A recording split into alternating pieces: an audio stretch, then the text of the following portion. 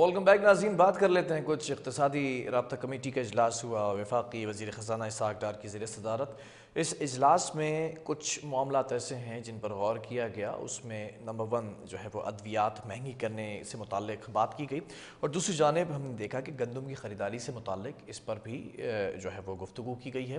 पहले ज़रा अद्वियात को डिस्कस कर लेते हैं कि काबीना की जानिब से जो अद्वियात बनाने वालों के लिए एक इजाज़तनामा दिया गया है कि कीमतें जो बढ़ाना चाह रहे थे पहले, उसमें अब 70% इजाफा करने की इजाज़त दे दी गई है और अद्वियात के अंदर 14 से 20% तक महंगी करने की मंजूरी दी गई है। ये मामला क्या है, इसको भी ज़रा सा जो है वो यहाँ पर आपको बताएंगे कि चेयरमैन PPMA फ़ारूक बुखारी हमारे साथ ऑन कॉल मौजूद है। फ़ारूक साहब, बहुत शुक्रिया ज्वाइन करने के लिए।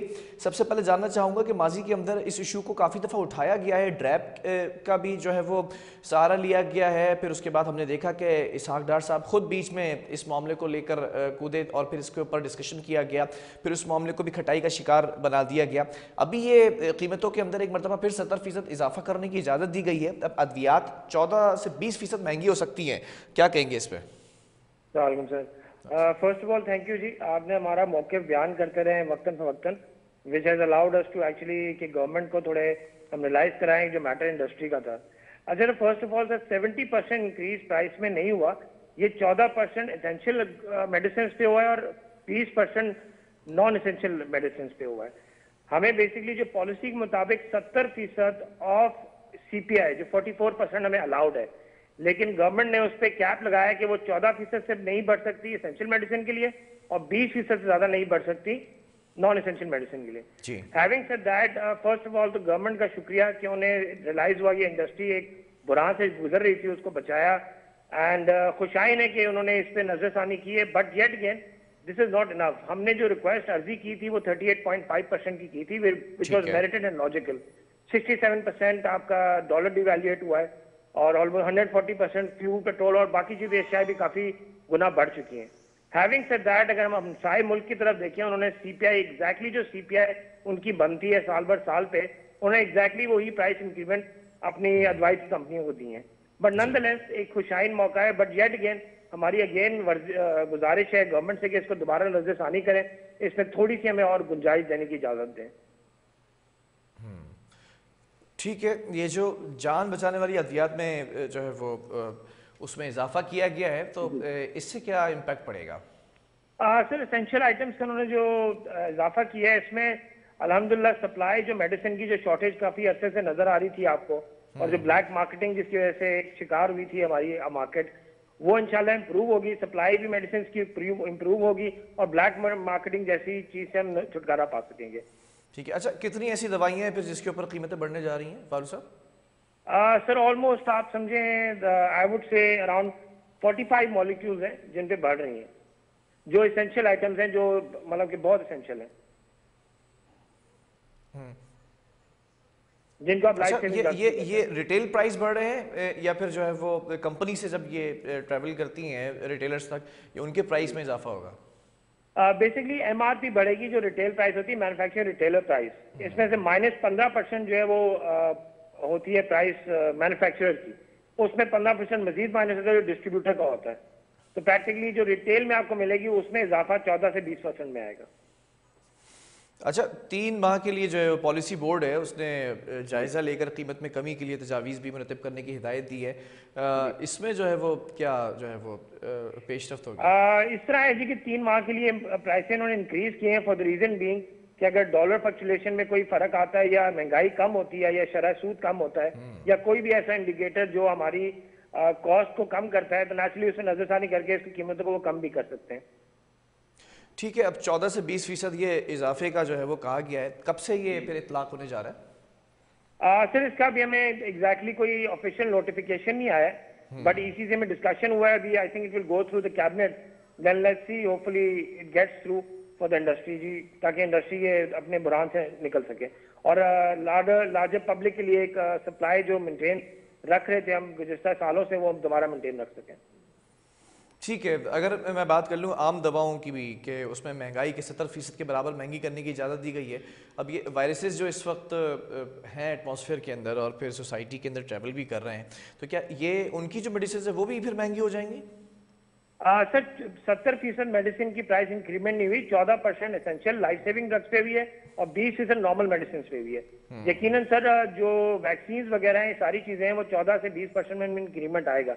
बट येट अगेन जो जनरल पब्लिक है उस पर अब दवाएं सस्ती मिलेंगी फॉर द सेम रीजन कि जो ब्लैक मार्केटिंग और होर्डिंग शुरू हुई थी हमारे मुल्क में ये शॉर्टेजेस की वजह से, उसको हम कटेल कर सकेंगे। अच्छा, लेकिन ये भी कहा गया है खासतौर पे कि इनकी जो कीमतें वो 20% से ज़्यादा नहीं इजाफा कर सकते, इस बात का भी जी ख्याल बिल्कुल, रखा जाएगा फिर? जी बिल्कुल, ऐसे हम 20 से ज्यादा इसके इजाफे नहीं कर सकते। लेकिन ये जो इजाफा होगा ये तो फिर आवाम के ऊपर ही बोझ होगा एक तरह से।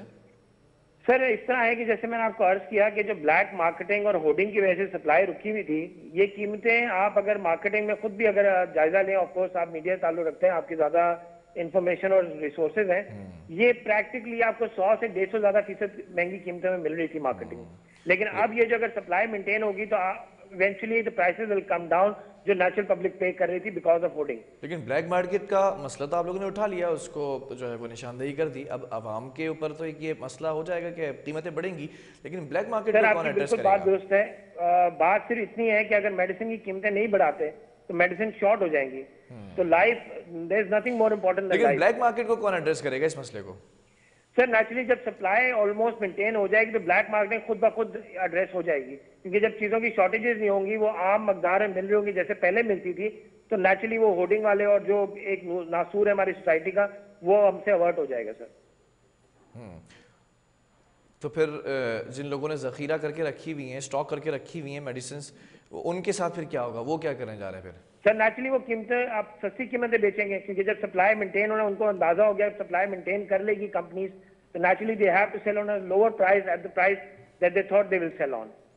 ठीक है, चलें, बहुत शुक्रिया। चेयरमैन PPM फारूक बुखारी हमारे साथ मौजूद थे और इसी इजलास के अंदर इक़्तिसादी राब्ता कमेटी का जो इजलास था उसमें एक चीज़ और डिस्कस की गई है, वो था गंदम का मामला कि गंदम की जो ख़रीदारी पर बात सामने आई थी तो उसको भी ज़ेर बहस लाया गया।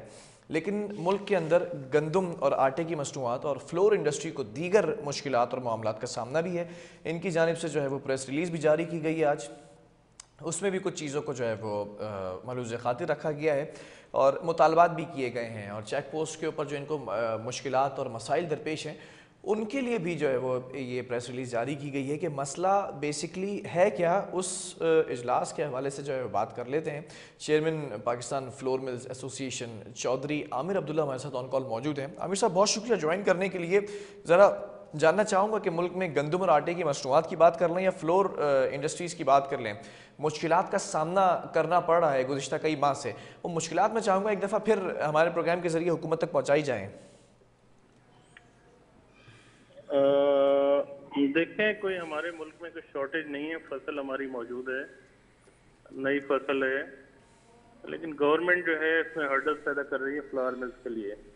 इसमें फ़ायदा किसको हो रहा है? स्टॉकिस्ट को। हमारा काम है गंदम खरीदना, उसको लाना, उसका आटा बनाना, आवाम को देना।